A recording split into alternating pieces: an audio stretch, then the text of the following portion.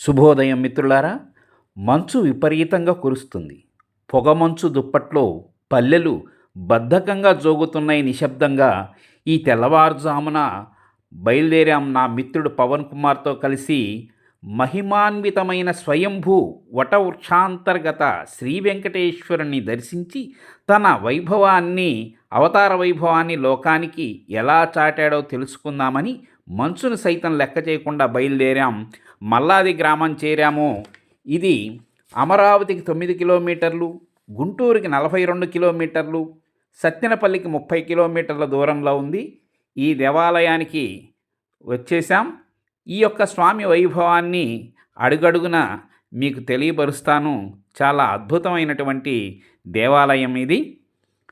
దర్శించుకుందాం కొన్ని క్షణాల్లో. మేము గుంటూరు నుంచి 42 కిలోమీటర్లు మంచుల్లో జర్నీ చేసి ఇక్కడికి వచ్చాం. మేము వచ్చేసరికి అప్పుడు 6:30 గంటలైంది.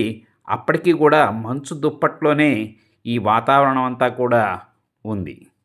లోపలికి వెళ్దాం. ఓం నమో వెంకటేశాయ. ఇందుగనుడందు లేడని సందేహం వరకు చిక్కి సర్వోపగతుడు ఎందెందు వెలిగిన అందేగలడు అంటానికి ఉదాహరణ ఈ పల్నాడు జిల్లాలోని అమరావతి మండలం మల్లాది గ్రామం. ఇక్కడ వటవృక్షాంతర్గత శ్రీ వెంకటేశ్వర స్వామిని దర్శించుకున్న అక్కడ విశేషాలన్నీ మీకు ఇప్పుడు నేను చూపిస్తాను. లోపలికి వెళ్ళంగానే కాళ్ళు కడుక్కోవడానికి ట్యాప్స్, స్నానమాచరించడానికి అక్కడ బావి ఉంది. పాద ప్రక్షాళన చేసుకున్న అనంతరం దర్శనానికి వెళ్ళొచ్చు. స్వయాన శ్రీమన్నారాయణుడే సృష్టి ప్రళయ కాలమందు మర్రి ఆకుపై దర్శనమిచ్చాడు. ఆ స్వామి ఆధారంగా చేసుకున్న దేవతా వృక్షమే ఈ వటవృక్షం. ఈ కలియుగంలో శ్రీ లక్ష్మీనారాయణుడే స్వయంభూగా వెలిసిన అవతార స్వరూపమే శ్రీ వెంకటేశ్వర స్వామివారు. విష్ణు సహస్రనామావళిలో ఉన్న నామాలలో ఒక నామమే ఓం న్యగ్రోధాయ నమః అంటే మర్రి చెట్టు. నమో వెంకటేశాయ.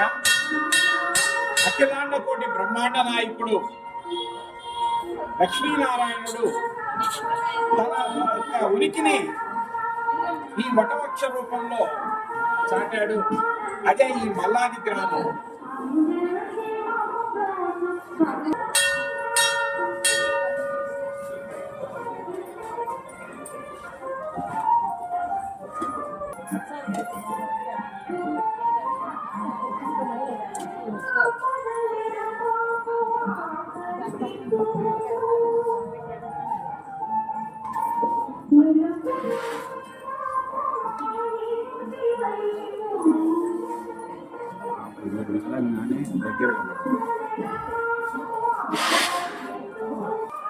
విష్ణు మహేశ్వరుని యొక్క కలయికే ఈ యొక్క వటవృక్షం.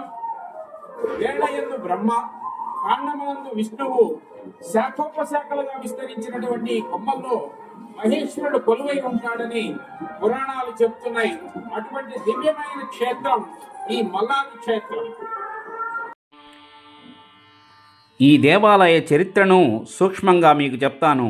కృష్ణా జిల్లా తిరుమలగిరి కొండపై శ్రీ వెంకటేశ్వర స్వామి పుట్టలో వెలిశాడు. ఈ మల్లాది గ్రామవాసులు ఏరు దాటి తమ గోవులను మేపుకుంటూ స్వామిని కొలుస్తూ ఉండేవారు. ఒకనాడు గోవులు వింత వ్యాధి బారిన పడి మృత్యుముఖాన చేరుకోగా స్వామిని వారు పరిపరి విధాల ప్రార్థించగా ఆ గోవులు స్వామివారి కృపచే కోలుకున్నాయి. ఆనాటి నుండి ఇక్కడ వారు స్వామిని కొలుస్తూ ఉంటారు.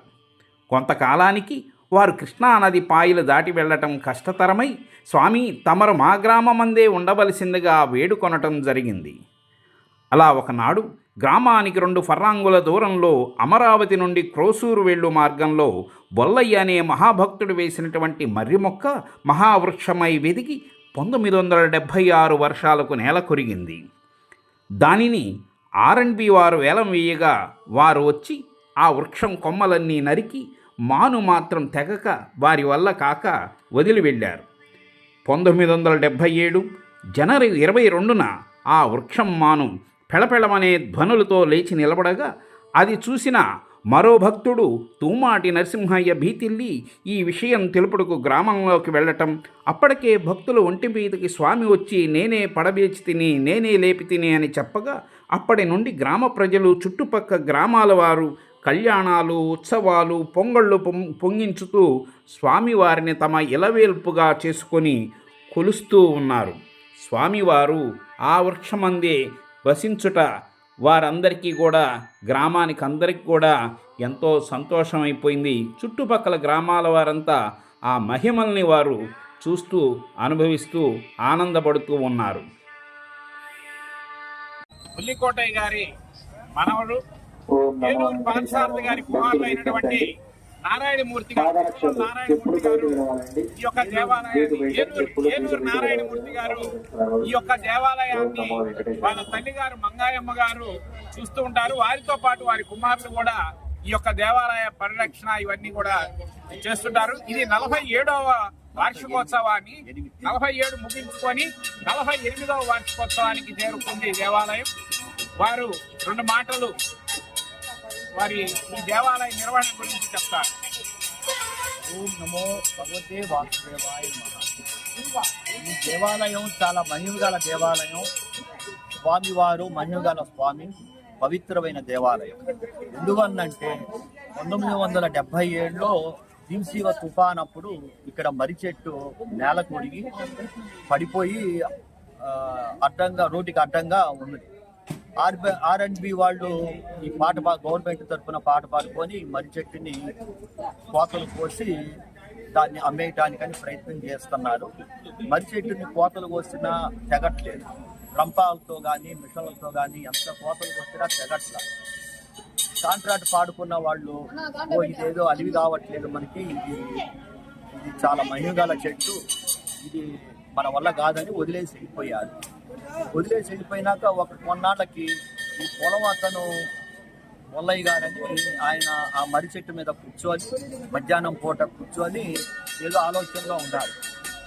దీనికి ఒక 10-14 దూరంలో ఒక గోమాత కనబడ్డది. ఆయన ఏందా గోవు ఎవరు లేరు, ఒక గోవే ఉందని ఆ గోవు దగ్గరికి ఎడబోయారు. ఆ చెట్టు మీద నుంచి లేచి ఆ ఎడబోయేనికి అంత దూరం పోయేనికి చెట్టు దానంతా అది పెద్ద శబ్దం చేసుకుంటా లేచి నిలబడ్డది.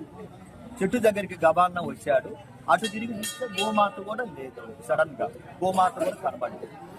ఇంకా ఆ రోజు నుంచి ఆయనకి ఆ రోజు ఈ విధంగా జరిగిన సందర్భాన్ని ఊళ్ళో ఏందా ఇట్లా జరిగిందని ఊళ్ళో వాళ్ళందరూ జనం వచ్చి ఇక్కడ అందరూ స్వామివారు ఒంటి మీదకి పెరిగేరికి వాళ్ళ యొక్క స్వామివారు వాక్కుల మీద నేను ఇక్కడ గెలిచాను స్వామివారిని అని చెప్పంగానే ఇక్కడ జనం అందరూ దేవాలయం కట్టించి స్వామివారి పూజలు చేయించుకుంటా వచ్చారు.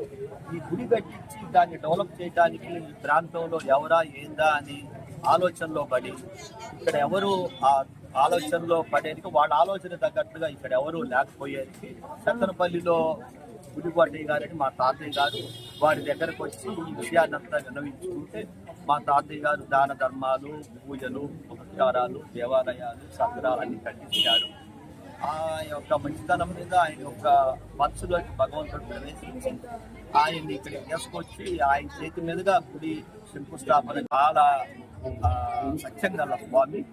మా కుటుంబానికి కానీ ఇక్కడికి వచ్చే భక్తులకు కానీ చాలా నిదర్శనాలతో చక్కగా జరుగుతుంది ఇక్కడ దేవాలయంలో స్వామివారి కార్యక్రమాలు. ధన్యవాదాలండి. పెద్ద స్వామి వరకు చాలా ఉంది. ఆయన చాలా విచిత్రమైన స్వామి. ధన్యవాదాలు సార్. చాలా గొప్పగా పుల్లికోటయ్య గారు వారి తదనంతరం కూడా వారి అల్లుడు గారు, వారి భార్య మరియు వారి కుమారులు కూడా ఈ యొక్క స్వామి పట్ల భక్తితో ఈ యొక్క కార్యక్రమాలు నిర్వహిస్తున్నారు. ఇలాగే వారు తరతరాలుగా ఈ స్వామి యొక్క కైంకర్యాలు చేసుకోవాలని, వారి యొక్క కృపతో వారి కుటుంబం అంతా కూడా వర్ధిల్లాలని కోరుకుంటున్నాం. ధన్యవాదాలండి. నమో వెంకటేశాయ. స్వామివారు చాలా మహిమగల స్వామి. అనుకునేవన్నీ ఇక్కడికి వచ్చే భక్తులు కోరికలన్నీ నెరవేరుతున్నాయి. చాలా నిదర్శనాలు ఉన్నాయి. పెద్ద పెద్ద కోరికలు కూడా చాలా మందికి నెరవేరినాయి. చాలా మహిమగల స్వామి. మరికొన్ని ఈ మల్లాది గ్రామం గురించి, ఈ యొక్క దేవాలయం గురించి మరికొన్ని విశేషాలని పార్ట్ 2లో మీకు తెలియజేస్తాను. స్వామివారి కృప ఎల్లప్పుడూ మీ అందరిపై ఉండాలని కోరుకుంటూ సర్వే జనా సుఖినో భవంతు.